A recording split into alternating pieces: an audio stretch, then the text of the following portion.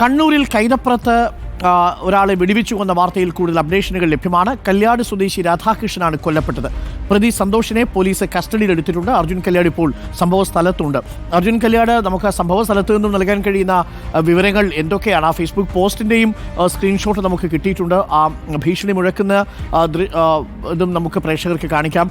അവിടെ നിന്ന് നമുക്കിപ്പോൾ കൊടുക്കാൻ കഴിയുന്ന ഏറ്റവും ഒടുവിലത്തെ വിവരങ്ങൾ എന്താണ്? എവിടെ വെച്ചാണ് വെടിവെച്ചത്? അതിനുശേഷം എവിടെയാണ് ഈ പ്രതി പോയി ഇരുന്നത്? പ്രതി എന്തൊക്കെയാണ് പറഞ്ഞത്? അങ്ങനെ എന്തെങ്കിലും വിവരങ്ങൾ ഇപ്പോൾ ലഭ്യമാണോ അർജുൻ?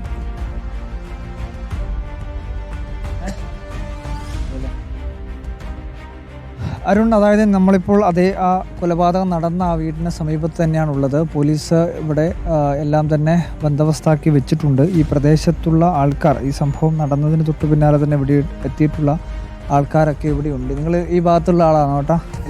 അല്ല. ഈ പ്രദേശത്തുള്ള നിങ്ങളിവിടെയുള്ള ആളാണോ? അല്ല. ഈ സംഭവം നടക്കുന്ന ആരെങ്കിലും ഉണ്ടായിരുന്നു ഇവിടെ? അതെ അല്ലേ. ഇവര് ഈ രാധാകൃഷ്ണൻ ഇവിടെ തന്നെയാണോ താമസം?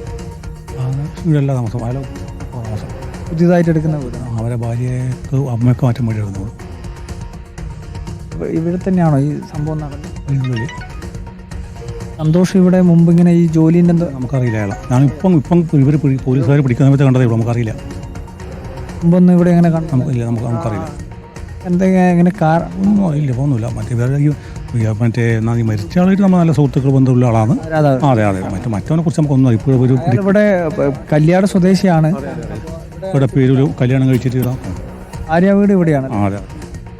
പുതുതായിട്ട് എടുക്കുന്ന വീടാണ്. അതെ. ഇതിന്റെ നിർമ്മാണം തുടങ്ങിയിട്ട് കുറച്ച് നാളായി.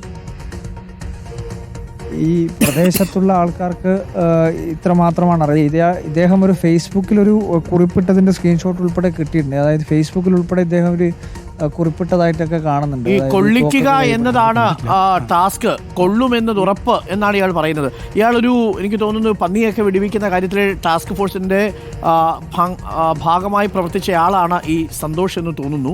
എന്തായാലും ഇയാളും രാധാകൃഷ്ണനും തമ്മിൽ എന്തോ വ്യക്തിപരമായ തർക്കമുണ്ടായിരുന്നു മനസ്സിലാക്കുന്നു. എവിടെ വെച്ചാണ് ഈ സന്തോഷ് വെടിവെക്കുന്നത്? നമുക്ക് അങ്ങോട്ടേക്ക് പ്രവേശനം ഇല്ലെന്ന് തോന്നുന്നു അല്ലേ? ഇല്ല. ആ ഭാഗത്തേക്ക് ഇപ്പോൾ പോലീസ് എന്തായാലും ഇതിൻ്റെ തോക്കുൾപ്പെടെ ഇനി കണ്ടെത്തേണ്ടതുണ്ട് എന്നുള്ളതാണ് മനസ്സിലാക്കുന്നത്. അപ്പോൾ സ്വാഭാവികമായി ആ പ്രദേശത്തെല്ലാം തന്നെ പരിശോധനയും കാര്യങ്ങളൊക്കെ വേണ്ടി വരും. അതുകൊണ്ട് തന്നെ പോലീസ് ഇപ്പോൾ അവിടെ ഈ ബന്ദോബസ്താക്കി വെച്ചിരിക്കുകയാണ്. ഈ ഫേസ്ബുക്കിൽ ഉൾപ്പെടെ എഴുതിയ കുറിപ്പ് നമ്മളെല്ലാം തന്നെ കാണുന്നതാണ്. അതായത് ഒരു തോക്ക് കയ്യിൽ പിടിച്ച് നിൽക്കുന്ന ഉൾപ്പെടെ കാണുന്നതാണ്. ഇവർ തമ്മിലുള്ള പ്രശ്നങ്ങളുള്ളതായിട്ട് തോന്നുന്നില്ല എന്ന് പറയപ്പെടുന്നു. നമ്മളൊന്നും ഐ വിറ്റ്നസ് ഒന്നും നല്ല ജനൊന്നും. ഈ തോക്ക് ഇപ്പോൾ പോലീസ് തോക്ക് കണ്ടെത്താൻ ശ്രമം നടത്തിക്കൊണ്ടിരിക്കുകയാണ്.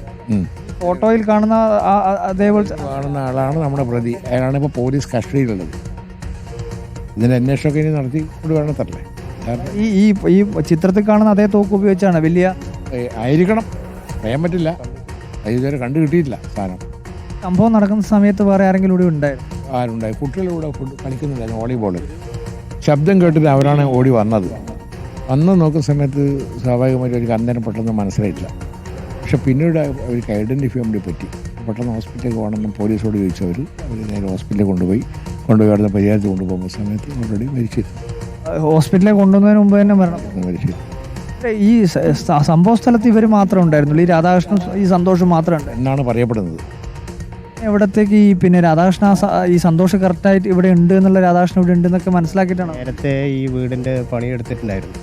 അപ്പോൾ അങ്ങനെ പുള്ളി മദ്യലഹരിയാണ്. മദ്യക്കുപ്പിയൊക്കെ ഇതിൻ്റെ അടുത്തുണ്ട്, ബോട്ടിലുണ്ടാണ്. അപ്പോൾ അത് കഴിച്ച മദ്യക്കുപ്പി ഇവിടെ ഉണ്ട്.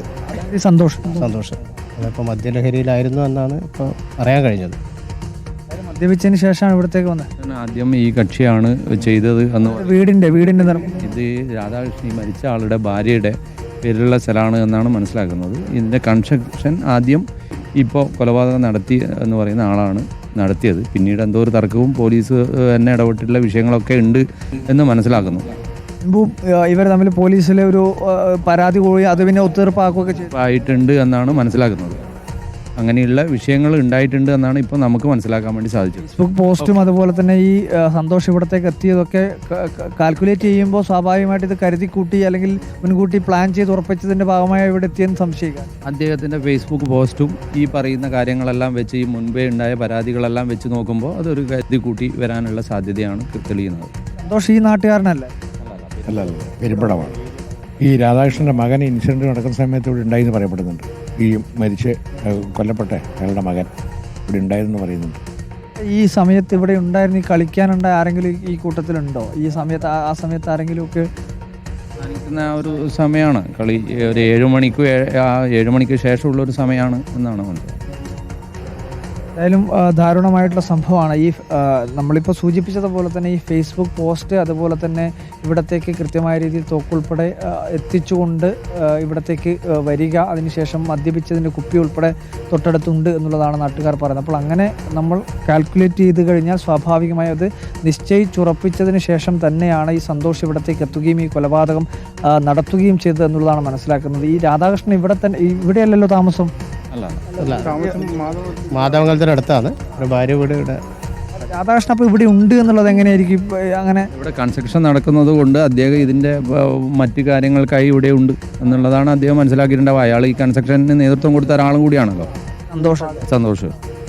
അതായത് രാധാകൃഷ്ണൻ ഉണ്ട് എന്നുള്ളത് മനസ്സിലാക്കി തന്നെയാണ് സന്തോഷ് ഇവിടെ എത്തിയിട്ടുണ്ടാവുക എന്നുള്ളതാണ് വിലയിരുത്തൽ. എന്തായാലും ഇപ്പോൾ തോക്ക് ഉൾപ്പെടെ കണ്ടെത്തിയിട്ടില്ല. തോക്ക് ഉൾപ്പെടെ കണ്ടെത്താനുണ്ട്. എനിക്കൊന്ന് വലിയ റൈഫിളാണ് ഉപയോഗിച്ചിരിക്കുന്നത്. അതിന് ഒരുപക്ഷെ പന്നിയൊക്കെ വെടിവെച്ച് കൊടുക്കുന്നതിന് വേണ്ടിയുള്ള ലൈസൻസ് ഉള്ള തോക്കായിരിക്കും. ഇയാളാണ് ഈ വീടിന്റെ പണി ആദ്യഘട്ടത്തിൽ ഏറ്റെടുത്തത്. പിന്നീട് ഇവർ തമ്മിൽ അഭിപ്രായ വ്യത്യാസം ഉണ്ടാവുന്നു.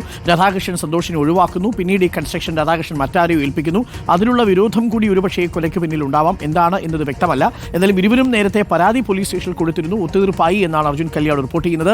അർജുൻ കല്യാട് ഇപ്പോൾ സംഭവ സ്ഥലത്ത് നിന്നുമാണ് തത്സമയം വിവരങ്ങൾ നൽകുന്നത്.